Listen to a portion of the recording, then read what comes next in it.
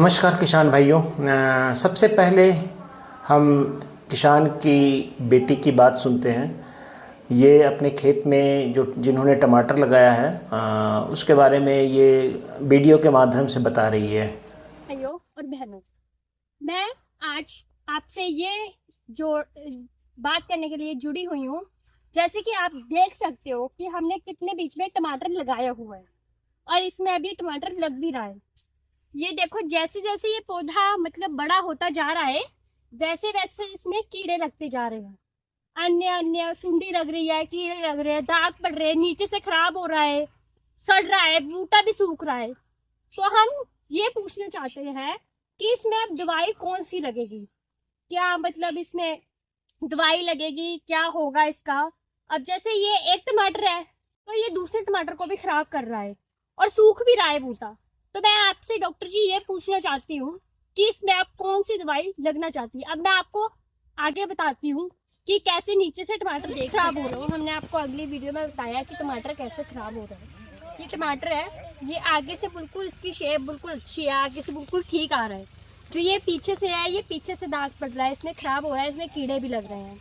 ये तो खराब हो ही रहा है, साथ में ये बूटा भी सूख रहा है। जैसा कि आप देख सकते हो भाई, आप जूम करके बता दीजिए। आपने देखा कि बूटा भी सूख रहा है, टमाटर भी खराब हो रहा है। तो मैं डॉक्टर साहब से ये पूछना चाहती हूँ कि इसमें अब कौन सी दवाई लगेगी, हमें कौन सी दवाई लगानी चाहिए। इतने बीघे में हमने ये टमाटर लगा रखा है, अब एक टमाटर खराब हो रहा है तो दूसरे को भी खराब कर रहा है। तो मैं डॉक्टर से ये पूछना चाहती हूँ कि इसमें कौन सी दवाई लगेगी। धन्यवाद।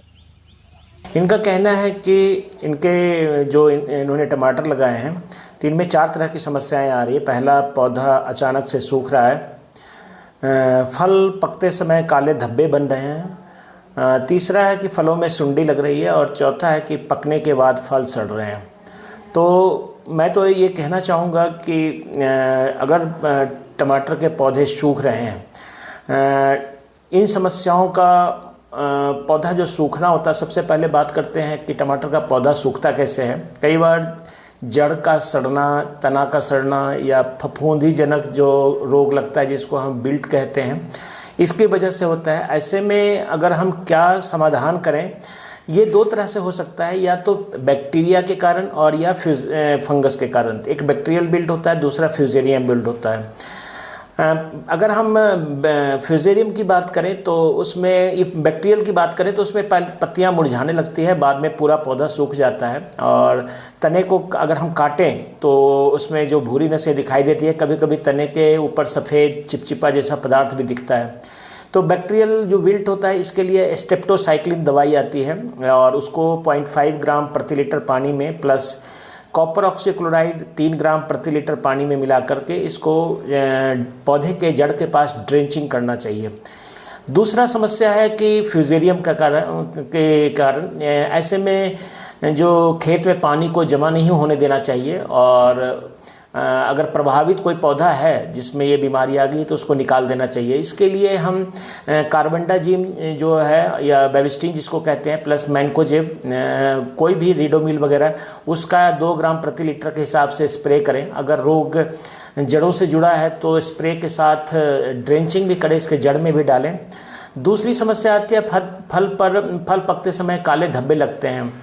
फल पकते समय काले धब्बे, अगर धब्बा फल के नीचे की ओर धंसा हुआ है, जैसे फल लटका हुआ उसके सबसे निचले भाग पे अगर धब्बे आ रहे हैं और वो धंसा हुआ है, तो यह कैल्शियम की कमी के कारण हो सकता है। तो पानी की, इसमें पानी जो होता है, अगर हम सिंचाई नियमित नहीं करें तो अनियमित सिंचाई के कारण भी समस्या आ सकती है। ऐसे में कैल्शियम नाइट्रेट जो होता है उसका 10 ग्राम प्रति लीटर पानी में मिलाकर 2 से 3 छिड़काव जरूरी है। अगर धब्बे गोल बनते हैं और बढ़ते हैं और सड़ने लगते हैं तो ये एंथ्रेक्नोज या की समस्या हो सकती है। एंथ्रेक्नोज में कई बार बेबिस्टिन और मैनकोजेब जो है डायथेनम 45 2 ग्राम प्रति लीटर पानी मिला करके छिड़काव करें। कभी कभी ये धब्बा जो होता है वो अर्ली ब्लाइट और लेट ब्लाइट के कारण भी होता है। तो अर्ली ब्लाइट, लेट ब्लाइट अगर है तो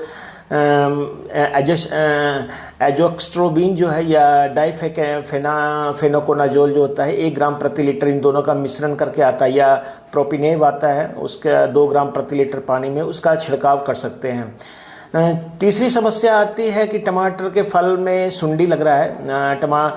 सुंडी जो होता है वो पत्ते, फूल और फल तीनों को नुकसान पहुंचाता है। इसके लिए इमामेक्टिन बेंजोएट, आपने देखा होगा कि फल में छेद हैं, सुंडी अंदर दिखाई देती है, फल सड़ने लगता है, तो इमामेक्टिन बेंजोएट जो है उसका छिड़काव कर सकते हैं 0.4 ग्राम प्रति लीटर पानी में मिला करके, या फ्लूवेंडामाइड जो है वो भी करीब 0.5 ग्राम प्रति लीटर पानी से लेकर के 1 ml प्रति लीटर पानी में मिला करके छिड़काव करें, या क्लोरेंट्रानिलीप्रोल जो होता है उसका भी छिड़काव कर सकते हैं।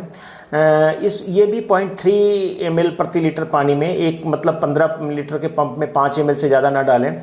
और स्पाइनोटोरम जो आता है उसमें भी करीब 0.5 ml प्रति लीटर पानी में मिला करके छिड़काव किया जा सकता है। अंडे और छोटी सुंडी की अवस्था में दवा देने से नियंत्रण बेहतर मिलता है। खेत में नियमित निगरानी बहुत ज़रूरी है, क्योंकि देर करने से सुंडियों के कारण नुकसान जो है कई हिसाब से देखता हूँ कि बढ़ भी सकता है। चौथा आता है टमाटर पककर सड़ रहे हैं। अगर फल पक रहा है और साथ में सड़ भी रहा है, अक्सर कीट और या चोट के बाद भी या नमी के कारण फफूंद से बढ़ता है।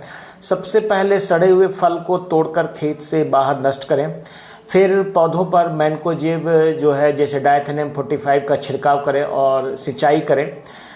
इसके लिए भी अगर पककर सड़ते हैं तो इसमें एक जो आता है टेबुकोनाजोल और ट्राइफ्लॉक्सोस्ट्रोबिन 0.5 ml प्रति लीटर पानी में मिलाकर इसका छिड़काव करना चाहिए, या मैनकोजेब से कई बार काम चल जाता है। तो किसान भाइयों, टमाटर के फल अगर सूख रहा है तो स्टेप्टोसाइक्लिन, कॉपर ऑक्सीक्लोराइड या कार्बेंडाजिम का छिड़काव करें। फल पर काले धब्बे बन रहे तो कैल्शियम नाइट्रेट या जेस्ट्रोबिन या डाइफेनाकोनाजोल का करें। फल में सुंडी लग रही है तो इमामेक्टिन बेंजोएट या क्लोरेंट्रानिलीप्रोल का छिड़काव करें, या फल पककर सड़ रहे हैं तो जेस्ट्रोबिन और डाइफेनाकोनाजोल का छिड़काव करें। तो किसी भी कीटनाशक या फफूंदनाशक का प्रयोग लेवल के अनुसार ही करते। किसान भाइयों, टमाटर की फसल में सही पहचान ही सही इलाज है। पौधे सूखे तो फफूंदनाशक, फल पर काले धब्बे हो तो कैल्शियम फफूंद नियंत्रण करें। तो ये जो मैं एक्चुअली किसान ने ये चीज़ें जो भेजी है, इसमें एक बात मेरे को बड़ा अच्छा लगा कि अगर आप खेत में अपनी समस्याओं को इस तरह से वीडियो के माध्यम से हमारे पास भेजें तो हम उसका सामान्य सा इलाज हम करके भेजें, क्योंकि हर खेत तक वैज्ञानिकों को पहुंचना थोड़ा संभव नहीं होता है। तो किसान भाइयों, इस बात का पूरी तरह से ध्यान रखें। धन्यवाद।